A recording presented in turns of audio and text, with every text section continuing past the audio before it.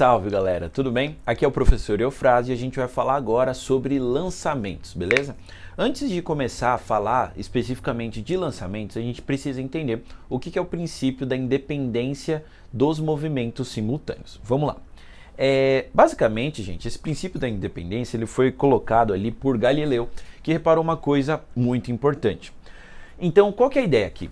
Ele diz que assim, ó, quando um corpo tem um movimento composto por dois ou mais movimentos ao mesmo tempo, esses movimentos eles acontecem como se os outros não existissem. É como se, por exemplo, eu saio correndo de um penhasco e pulo, né? Então eu vou fazer uma trajetória caindo, né? Eu vou cair e ao mesmo tempo eu vou para frente. Percebe que esse movimento ele tem duas dimensões. Só que é como se uma parte do movimento não soubesse que a outra estivesse acontecendo. Então o fato de eu estar caindo é independente do fato de eu estar indo para frente. Essa que é a ideia da composição dos movimentos simultâneos. E a gente já falou isso quando a gente falou também de composição de movimentos, né? Então, na aula de composição de movimentos, eu falei o quê? Quando você está dentro de um metrô, por exemplo, imagina que você está aqui, né, num metrô. Vou colocar bem aqui no cantinho, tá? Quando a gente está dentro do metrô, vamos imaginar que você está sentadinho aqui, ó, no banquinho. Beleza? Legal. E aí você tá com uma bolinha na mão. O que você vai fazer com essa bolinha? Você vai pegar e jogar ela para cima. Tudo bem? Quando você está dentro do metrô e você pega e você joga essa bolinha para cima, normal, né? Você vai jogar para cima, ela vai voltar em cima da sua mão, certo? E a bolinha, se você estiver fora do metrô, você vai jogar para cima e a bolinha vai voltar na sua mão. Percebe que independente de estar dentro ou de estar fora, a bolinha subiu e depois desceu, né? Ali na mesma direção. Porém, olha que coisa curiosa. Quando a gente está fora do metrô, a gente pega a bolinha e joga para cima, a gente vê a bolinha fazendo uma trajetória assim, ó, ela sobe e desce. Porém, imagina que a gente está dentro desse metrô aqui, ó. Ou seja, a bolinha está aqui, eu joguei ela para cima, mas o metrô ele está indo para frente. Então percebe que a gente vai ver a bolinha fazendo uma coisa mais ou menos assim, ó. Porque pensa comigo, a bolinha ela continua subindo e descendo. Mas ao mesmo tempo que a bolinha está subindo e descendo, o metrô está indo para cá.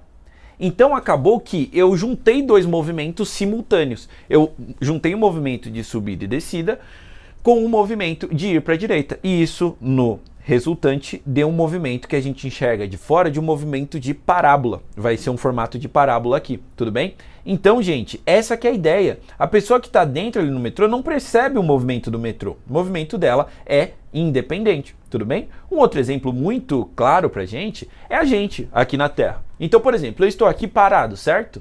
Só que não. Tá? Porque eu estou dentro da Terra e a Terra ela está girando em torno de si, girando em torno do Sol. Então tem todo um movimento que está ocorrendo, só que a gente está dentro.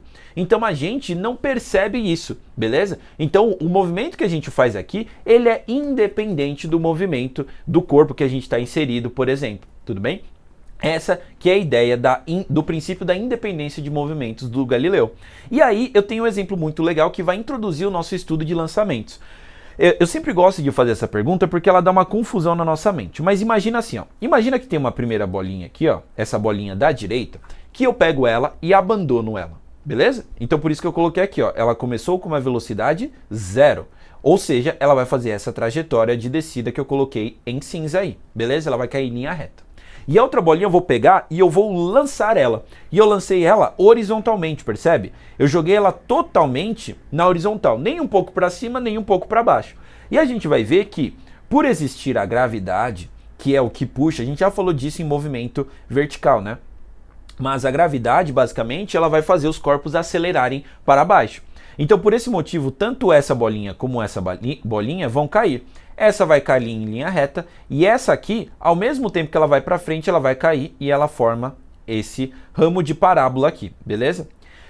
A pergunta base é, qual bolinha chega primeiro no chão? Então despreze resistência do ar, tudo uma situação ideal aqui. Qual bolinha chega primeiro ao chão, tá? Como a gente não está numa aula interativa que vocês podem, né, responder, né, simultaneamente, eu vou responder o que a maioria dos alunos me falam. Bom, Eufrásio, eu acho que a bolinha azul, ela demora mais para cair. E a bolinha roxa, ela demora menos. Por quê? Porque a bolinha roxa, ela percorre um espaço muito menor do que a bolinha azul. Olha o espaço que a bolinha azul teve que percorrer. Então, como velocidade é ΔS, né, por ΔT, e o ΔS aqui dessa é menor, né, o espaço que ela tem que andar é menor, então ela vai chegar mais rápido no chão.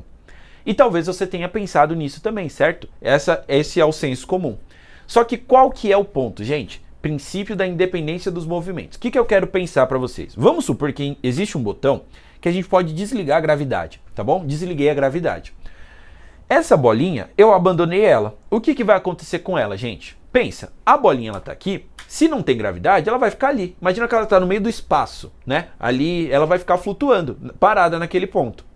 Agora, essa bolinha aqui, que eu lancei ela para um lado, certo? O que vai acontecer? Basicamente, ela vai manter o movimento indo para essa direção infinitamente, certo? Ela vai manter um movimento uniforme para cá, porque não tem nenhuma coisa fazendo ela ir mais rápido ou ir mais devagar.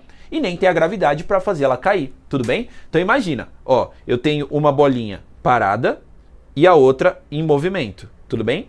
E aí, o que eu quero que você pense? Imagina que, de repente, né, eu vou lá e ligo a gravidade. Então, deixa eu voltar para a tela grande para você ver. Ó. Eu tenho uma bolinha parada e a outra bolinha está se movimentando. Tudo bem? Quando eu ligar a gravidade, as duas vão cair. Tudo bem? Por quê? Porque, basicamente, quem foi responsável pela queda? Quem foi responsável pela queda é a gravidade. E as duas, voltando para a nossa lousa aqui, as duas estavam na mesma altura H. As duas tiveram a mesma aceleração da gravidade. Ou seja, não faz sentido uma cair mais rápido que a outra. Porque se o único responsável pela queda é a gravidade, e todas as situações são iguais, né? Basicamente elas caem igual. Não, Eufrásio, mas aí tá errado, porque a situação não tá igual. Uma estava parada e a outra tem velocidade. Mas aí que eu te falo. Eu vou te perguntar. Imagina que a gente está olhando para a parede aqui, ó. Tá vendo essa parede laranja? O que eu quero que você imagine? Imagina a sombra dessas bolinhas na parede. A bolinha azul vai ter uma sombra aqui e a bolinha roxa também vai ter uma sombra na mesma altura. Essa bolinha azul, com velocidade para direita aqui nesse meu exemplo, certo? A sombra dela vai se deslocar na parede? Pensa comigo. Então eu tenho essa parede aqui, a bolinha está indo só para o lado. A sombra vai continuar nessa altura. O que eu estou querendo dizer com isso? Que se a gente analisa o eixo vertical, gente, essa bolinha não tem velocidade. Ela só tem velocidade horizontal. Na vertical, a velocidade dela é zero, igual a bolinha roxa. Tudo bem? Ah, Eufrásio, entendi. Então as duas têm velocidade inicial vertical igual a zero. Ou seja, as duas vão cair simultaneamente. E aí, esse que é o princípio. O movimento em X, aqui ó, o movimento horizontal, ele acontece independente do movimento vertical. E isso, gente, entender esse princípio, por que eu estou gastando mais tempo nisso aqui? Porque se você entender isso, você já sabe lançamentos. Não precisa de mais teoria, é meio que isso. Porque lançamento vai ser o quê? A gente entender o princípio da independência, saber trabalhar com movimento uniformemente variado e com um pouquinho de vetores. É só isso que a gente precisa. Porque olha só, se esse movimento aqui, o movimento de queda desse corpo azul, é igual ao desse corpo roxo, a gente já estudou esse movimento. Esse movimento a gente chama de queda livre. Ah, entendi. Então, queda livre é um problema de movimento uniformemente variado. É o que a gente vai usar para resolver os problemas do corpo nesse tipo de lançamento. Ah, mas e na horizontal? O que acontece? Na horizontal, se não tem aceleração, é um problema de movimento uniforme, beleza? Então, ó, eu tenho um movimento uniforme ocorrendo e um movimento uniformemente variado ocorrendo independente. Esse é o princípio da independência. Então, para fechar aqui essa aulinha, a gente vai dizer que o tempo da bolinha 1 cair é igual ao tempo da bolinha 2 cair. Nenhuma cai mais rápido, beleza? E para justificar o argumento de que esse espaço aqui é menor, pensa assim, beleza, esse aqui anda menos ΔS, mas se a gente pensar na velocidade resultante, esse aqui tem mais velocidade. Ou seja, velocidade igual a ΔS sobre ΔT. O tempo depende do espaço e da velocidade. Então, apesar do corpo roxo ter um espaço menor para percorrer, ele tem uma velocidade menor resultante em todos os pontos. O azul, apesar dele ter um ΔS maior, compensa que ele tem mais velocidade, tudo bem? Velocidade resultante em cada ponta, tá? Então essa seria uma justificativa interessante para dizer isso dos corpos chegarem ao mesmo tempo no chão. Tudo bem? Então essa é a ideia do princípio dos movimentos e com isso a gente tem toda a base para entender o lançamento horizontal e lançamento oblíquo. E agora a gente vai falar sobre o lançamento horizontal. Vamos lá, gente. Basicamente, o lançamento horizontal, muita gente tem medo de lançamentos e tal, mas eu tô aqui para tentar facilitar as coisas, gente. Eu sempre gosto de falar para os meus alunos que menos é mais, tudo bem? Então, o que eu quero já afirmar aqui para você? Se você assistiu todas as aulas até esse momento, você já sabe resolver problemas de lançamento horizontal, tudo bem? Você só precisa saber como aplicar tudo que você já sabe nesse tipo de problema. Quando a gente fala, né, do princípio de independência dos movimentos, a gente tem que entender que o que vai ser um lançamento horizontal? Como o próprio nome já diz, eu vou lançar um corpo, ou seja, jogar ele com uma velocidade inicial que está totalmente na horizontal. Então, olha aqui, ó, que ele tem uma velocidade totalmente aqui para a direita, essa nossa bolinha azul. E o que eu quero que vocês saibam? Quando a gente vai tratar de movimentos de lançamento, a gente nunca vai olhar para a bolinha. Como assim? A gente nunca vai olhar para o movimento real do corpo. Eu não vou ficar olhando a bolinha, toda essa trajetória meio curva, e tentando pensar, ai, qual é o tamanho daqui até aqui? Não é isso que a gente vai ver. Qual é o movimento aqui? Porque não é um movimento nem MU, nem MV, o movimento resultante. Só que o que a gente tem que perceber? Esse movimento que a gente está mostrando aqui, tá? Ele é simplesmente o resultado de dois movimentos simultâneos que a gente conhece. Ou seja, nunca olhe para a bolinha, olhe sempre para a sombra da bolinha. Como assim, Eufrásio? Não estou entendendo. Então agora você vai entender. Ó. Imagina essa bolinha azul, certo? E aí ela está nesse movimento de queda. Imagina que a gente olha o teto, certo? Eu fiz um teto aqui, tá? Esse eixo X aqui, ó, vai ser tipo um teto. Imagina que a gente vai botar uma luz aqui embaixo, ó. Beleza? Botei várias luzes aqui. Essa luz vai fazer uma sombra da bolinha lá no teto. E o que a gente vai reparar de interessante na sombra dessa bolinha? A gente vai reparar que essa sombra, ó, ela estava numa posição aqui, ó, essa roxinha. Depois ela vai estar nessa posição, depois nessa posição e assim por diante, tudo bem? Agora eu te pergunto, na horizontal, tem alguma aceleração? Tem alguma coisa que faz a bolinha andar mais rápido ou mais devagar para frente? Supondo que não tem resistência do ar, nada disso, tá? A bolinha, gente, não vai ter aceleração nenhuma na horizontal. Então, quando a gente olhar para a sombra da bolinha no teto, a gente vai ver que essa sombra, ela tem sempre uma velocidade constante, tudo bem? Então, essa velocidade da bolinha sempre vai ser a mesma, tá? Não tem nada que vai mudar essa velocidade. Por isso que eu coloquei aqui, ó, que em cada instante da bolinha, a velocidade horizontal dela era exatamente a mesma. Percebe que é o mesmo vetor. Ah, Eufrásio, entendi. Então, se essa velocidade é constante, que movimento a gente está falando? É um movimento uniforme. Então, olha o que a gente vai fazer. Quando a gente quiser alguma informação da horizontal do movimento, por exemplo, eu joguei a bolinha no movimento horizontal e eu quero saber o alcance horizontal dessa bolinha. Eu quero saber, ou seja, quanto que a bolinha andou daqui até aqui horizontalmente. Ou seja, eu vou tratar do movimento horizontal da bolinha. Eu ignoro o que acontece em Y, perfeito? Então, quando a gente faz isso, eu posso olhar para X e dizer, pô, em X eu tenho um MU, que a velocidade é constante e basicamente a gente tem apenas uma expressão. Como a gente resolve um MU? A velocidade é igual a ΔS dividido por ΔT. E aí a gente só tem que saber que essa velocidade é a velocidade em X do meu corpo. Inclusive é a velocidade inicial que ele tem em X, tudo bem? E aqui vai ser um ΔS em X dividido pelo tempo. O tempo é a única coisa que a gente vai dizer que não é em X e em Y. O tempo vai ser o mesmo para os dois, porque é um movimento simultâneo, tá? Então, basicamente, gente, a única coisa que a gente tem que olhar na parte do eixo X é essa expressão, V igual a ΔS sobre ΔT. E aí, é básico. Eu vou querer uma informação, ele tem que dar as outras duas, tudo bem? Pô, mas nem tudo são rosas, porque muitas vezes vai faltar o tempo. Sei lá, eu sei a velocidade inicial e tal, mas eu não sei quanto tempo demora para ele ir de uma posição a outra. E o tempo vai ser a conexão, tá? É a informação que vai conectar o eixo horizontal com o eixo vertical. É a única coisa que vai ter em comum. Tirando isso, nada vai ter uma coisa a ver com a outra, tá? Então, quando a gente vai olhar para a horizontal, a gente vai fazer o quê? Ignorar que o corpo vai estar andando para frente. Ou seja, eu não olho para a bolinha, eu olho para a sombra da bolinha nessa parede que eu chamei de Y. Então imagina a mesma ideia. Imagina que eu botei uma luz aqui desse lado e isso vai gerar sombras aqui na parede. Ó. Olha só. Tá vendo que essa sombra, essas bolinhas que eu coloquei em amarelo, seria a sombra da bolinha na vertical. E o que a gente percebe? A gente percebe que essa sombra na vertical, ela está fazendo um movimento uniformemente variado. Por que uniformemente variado, Eufrásio? Porque eu tenho uma aceleração, que é a gravidade, que é constante. A gravidade é a aceleração e isso aqui é constante. Ah, entendi, Eufrásio. Se a aceleração constante é um MUV. E como que a gente trabalha no MUV? Basicamente, um método de resolução do movimento uniformemente variado. Qual que é esse método? A gente tem que lembrar que eu tenho 5 informações no movimento uniformemente variado. Eu chamo esse método de checklist.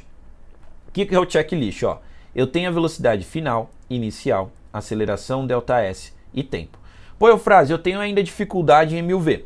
Volta nas nossas aulas específicas de movimento uniformemente variado para aprofundar mais e ver como que a gente chegou em todas as expressões que eu vou escrever aqui, tá bom?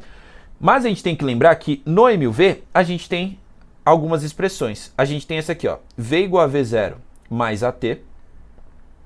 A gente tem S igual a S0 mais, ou melhor, né, S igual a S0, vou colocar aqui mesmo, normal, mais V0T mais AT ao quadrado dividido por 2, certo? A gente tem essas duas expressões, tudo bem? E a partir dessas a gente conseguiu, né, demonstrar algumas outras que também são úteis, mas não são novas expressões, tá? É importante a gente lembrar disso. Então a gente tem a equação de Torricelli, 2A ΔS, e a gente tem também aqui a da velocidade média, que no caso do MUV, a velocidade média, que é ΔS sobre ΔT, é igual à média das velocidades. Tudo bem? Essas são as 4 expressões que a gente pode usar, mas lembra, no MUV só 2 expressões são ali independentes, as outras são combinações dessas primeiras, tá? Ou seja, se eu quero saber alguma coisa do eixo Y, por exemplo, qual é a altura que eu caí, sei lá, qualquer coisa, eu vou olhar para o eixo Y e vou ignorar o eixo X. Qual que é a única conexão que tem dos eixos? É o tempo. Ou seja, pense assim, imagina que eu tenho um problema que me pede alguma coisa de X. E aí falta o tempo. O que eu posso fazer? Eu posso ir lá no eixo Y, olhar o que acontece no eixo Y, encontrar o tempo para resolver o problema de X. Tudo bem? Então, lançamento horizontal, eu digo que não é, quase que não é uma aula nova. É uma aula de aplicações de MU e MUV, tá bom? Então vamos lá. Vamos colocar um exemplo aqui, ó. Eu tenho um exemplo de lançamento horizontal em que a velocidade inicial é de 5 metros por segundo.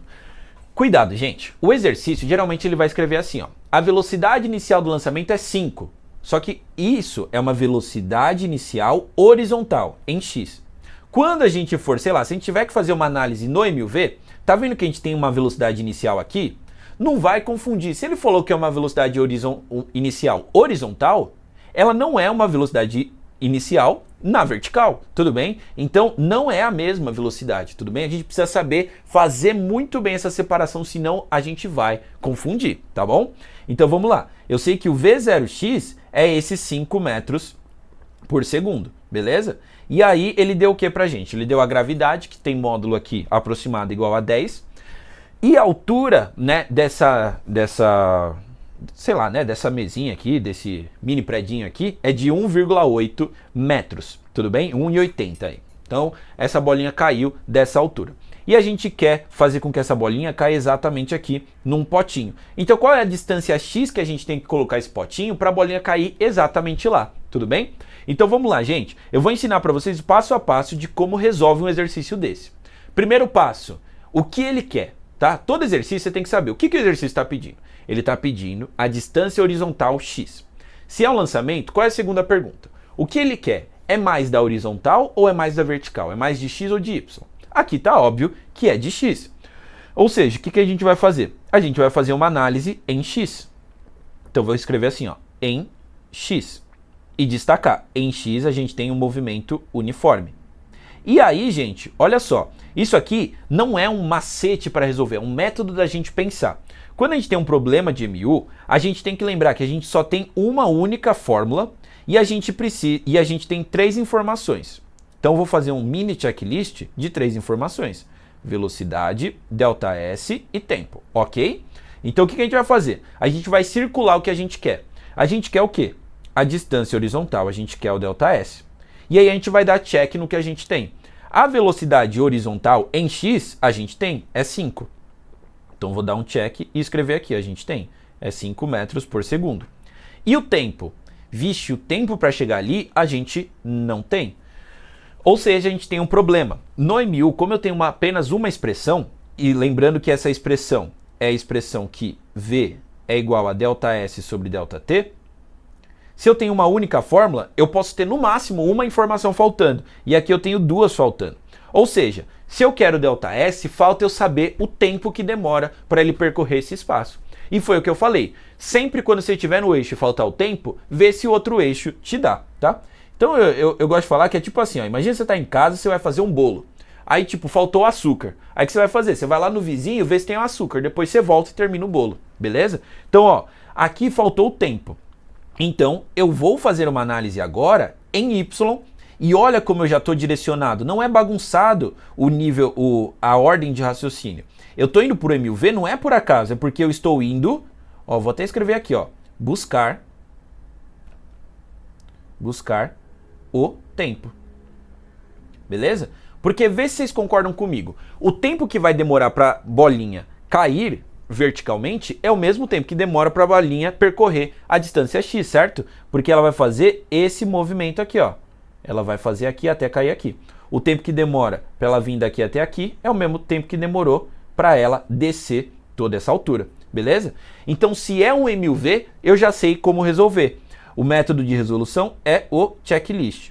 Então, o checklist, gente, por que eu sempre bato na tecla de fazer isso? É para você organizar e não sair, porque muito aluno chega com dúvida para mim e fala assim: pô, Eufrásio, eu não consegui fazer porque eu apliquei o sorvetão e aí eu faltou informação. Mas eu falei, mas por que você usa essa expressão? Ah, porque, sei lá, eu gosto mais dessa expressão. Só que assim, gente, quando a gente vai direto, a gente tenta caçar uma expressão que resolve o nosso problema logo, pode ser que a gente escolha uma expressão que não é adequada para aquele momento, tudo bem? Ou que a gente demore mais tempo. O checklist ele é muito certeiro e eu vou mostrar por quê, ó. Vamos lá. No checklist a gente tem velocidade final, inicial, aceleração, ΔS e tempo. Essas são as 5 informações. Primeiro passo, circula o que a gente quer. Quero achar o tempo, certo?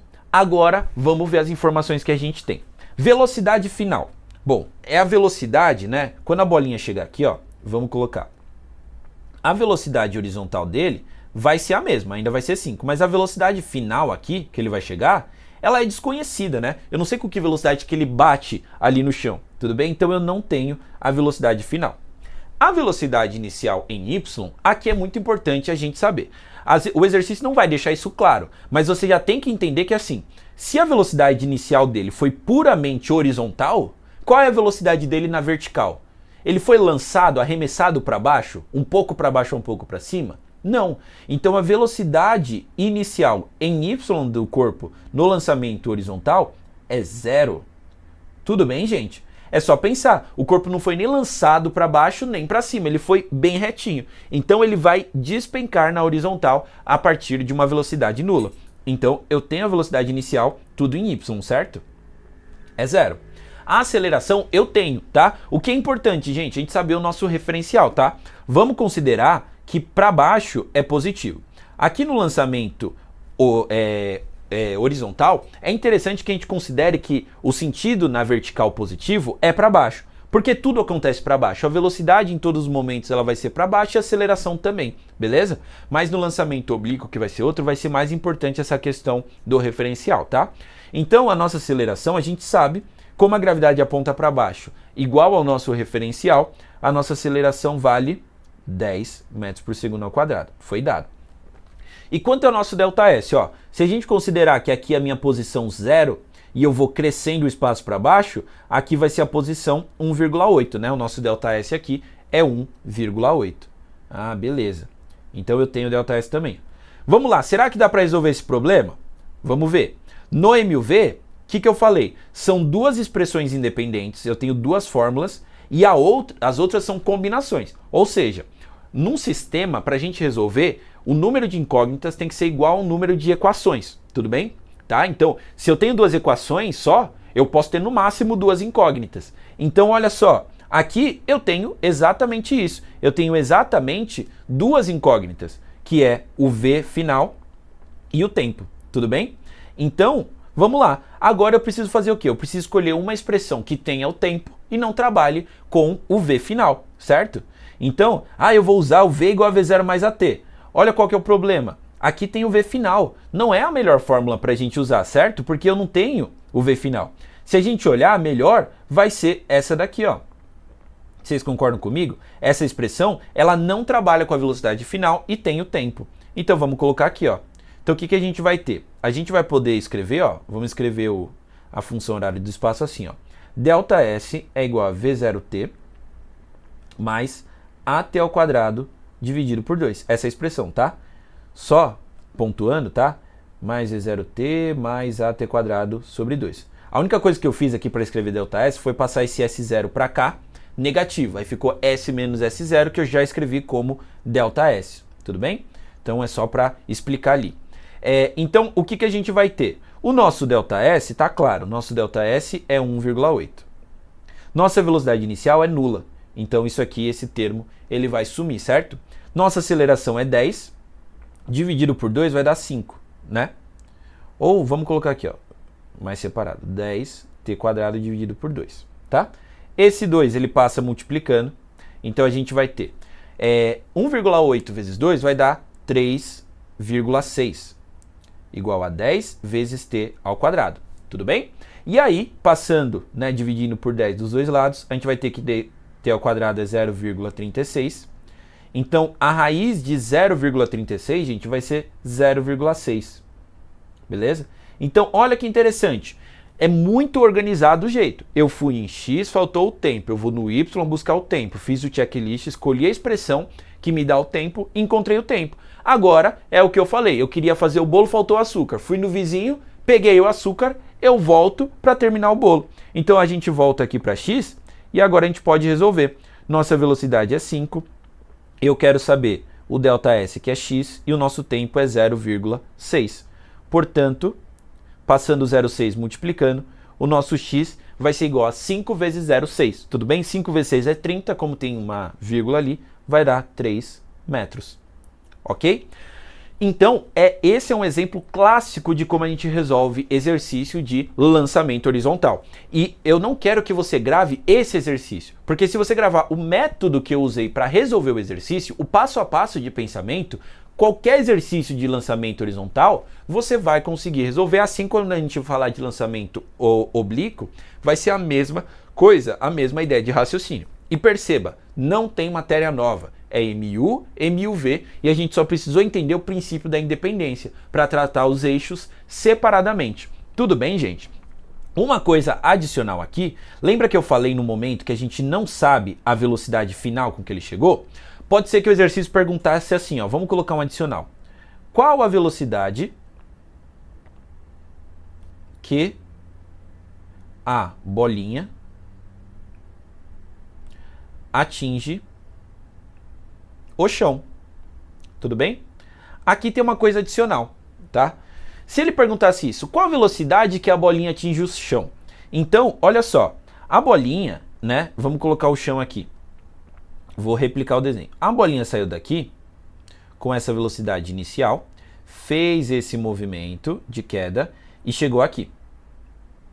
O que é importante? A velocidade que a bolinha atinge o chão, quando ele fala assim, ó, velocidade, aí a gente não vai pensar tipo assim, é a velocidade em x ou em y. Nesse caso, ele quer a resultante. E aí a gente vai ter que fazer uma conta. Então, ó, imagina, a velocidade horizontal, a gente já sabe que é 5. A velocidade que ele chega no chão vertical, a gente não sabe qual é. Percebe? É uma velocidade que eu vou chamar de v. Mas a gente consegue achar a resultante, ó. Vocês percebem que a resultante é só a gente fazer a regra do paralelogramo de todo o trabalho que a gente fez de vetores, tá? Então, essa é a velocidade final que ele quer. Vamos chamar esse v de vy final, ok? Ou seja, se eu quero saber essa velocidade final, eu preciso saber o Vy. E sabendo o Vy, como a gente resolveria? Vamos colocar aqui, ó. A velocidade final vai ser igual, né? A gente vai ter que aplicar um Pitágoras. Vai ser Vy ao quadrado mais o 5 ao quadrado. Então, eu preciso encontrar o Vy. Então, imagina que a letra B do meu exercício, do meu exemplo, é essa. Encontre a velocidade resultante. Então, se eu quiser achar a velocidade resultante, eu preciso da velocidade final em y. Aí, de novo, aquela mesma sequência de perguntas. Prestem atenção no método que eu estou usando. Tá bom. O que eu quero encontrar agora? Eu quero Vy. A informação Vy é uma informação da vertical ou da horizontal? De y ou de x? Bom, obviamente é de y. Beleza, então eu já sei onde eu vou. Eu vou trabalhar em y. Em y eu sei que é um MUV. Olha como eu vou resolver exatamente igual ao outro. O que eu faço? Checklist. Vamos fazer aqui, ó, os 5 quadradinhos. Então vamos lá. V final, V inicial, aceleração, ΔS e tempo. Beleza. Eu quero o quê? Eu quero a velocidade que ele chega no chão. É a velocidade final, beleza? Então eu vou circular o que eu quero. Beleza, circulei o que eu quero. Vamos lá, de novo. Qual é a velocidade inicial em y? A gente já falou no outro exemplo, né, no outro item, que a velocidade inicial em y é 0, né? Ele sai daqui de cima com velocidade nula. Ah, mas a velocidade não é 5? A velocidade é 5 na horizontal. Na vertical ele não tem velocidade. Então eu tenho. Velocidade inicial é 0. A aceleração eu tenho. Vamos manter lá, é aquele mesmo 10. Porque eu estou orientando minha trajetória para baixo. O ΔS a gente tem, é 1,8 metros. E o tempo a gente tem, inclusive o tempo a gente ainda sabe também, né? Mesmo que a gente não tivesse o tempo, né? A gente conseguiria resolver. Eu vou supor, gente, vamos supor que não existiu a letra A, tá? Que a gente não sabia, a gente não encontrou o tempo. Então vamos colocar aqui como se a gente não soubesse o tempo. Mesmo assim, quantas informações faltam? Falta o tempo e a velocidade final, certo? 2 informações dá para resolver. Basta a gente escolher uma expressão para resolver. Então eu quero escolher uma expressão que tenha a velocidade final e que não tenha o tempo, beleza? Vamos lá achar. Vamos subir aqui, ó. Uma expressão que tenha a velocidade final e não tenha o tempo. É o Torricelli, certo? Ó. Não tem o tempo e trabalha com a velocidade final. Ótimo. Tá vendo como a gente economiza tempo? Muita gente faria o quê? Usaria essa daqui para achar o tempo, para depois jogar na de cima e achar a velocidade. Esse seria um método certo também. Só que o Torricelli, inclusive, ele é uma fórmula que vem da junção dessas duas. Ou seja, na hora de resolver o exercício, eu estou o quê? Ganhando tempo. Eu já jogo direto no Torricelli, porque eu não tenho tempo. Então vamos lá. Velocidade final ao quadrado, velocidade inicial ao quadrado, mais 2A, ΔS. Ah, beleza. Velocidade final é o que eu quero. Velocidade inicial é 0. A aceleração é 10 e o meu ΔS é 1,8. Vamos lá. Velocidade ao quadrado é 10 vezes 1,8 dá 18. 18 vezes 2 dá 36. Olha que bonito. Nossa velocidade é raiz de 36, que vai ser igual a 6 metros por segundo. Legal. Então agora eu sei com que velocidade ele chegou na vertical. E aí, para resolver o nosso problema, eu quero a velocidade resultante. E aí a gente sabe que é um Pitágoras aqui. Por isso que eu falo, é saber trabalhar com MU, MUV e vetores. Então, para achar a resultante, eu tenho que lembrar que a soma vetorial aqui dá um Pitágoras. Então vai ficar 6 ao quadrado, que é a velocidade que a gente acabou de achar, mais 5 ao quadrado. Então esse V quadrado vai dar 36 mais 25. 36 mais 25, vamos lá. 30 mais 20 dá 50. 6 mais 5 dá 11, certo? Então 50 mais 11 vai dar 61, beleza? Então nossa velocidade vai ser raiz de 61. Valor meio feio, mas tudo bem, tá? Essa é a velocidade resultante aqui, a velocidade com que ele atinge o chão, tudo bem? Então, gente, pegaram a ideia, tá? Então, perceba que o método que eu usei para resolver foi exatamente igual ao método que eu usei no de cima, que é um método que a gente usa em MUV, tá? Então não é uma matéria nova, é uma matéria que a gente só está aplicando conceitos que a gente já sabe, beleza? Então, gente, pratiquem muitos exercícios, confiem no método que eu digo aqui, usa o checklist, mesmo que enche o saco de vez em quando, coloca lá o checklist, porque isso vai fazer você ganhar tempo e você ter mais domínio da forma de pensar. Você não vai fazer um exercício aleatoriamente, você vai saber o começo, o meio e o fim. E é muito padronizado. Quanto mais você padroniza, você tem menos coisa para pensar e é o que eu sempre falo, menos é mais aqui na física. Não precisa decorar um monte de fórmula, então talvez nessa aula você tenha sentido dificuldade de assim, pô, no cursinho que eu vi ou na escola eu aprendi um monte de fórmula de lançamento horizontal, a fórmula do tempo de queda, a fórmula disso. Gente, menos é mais. Todas essas fórmulas não são fórmulas novas, são basicamente aplicações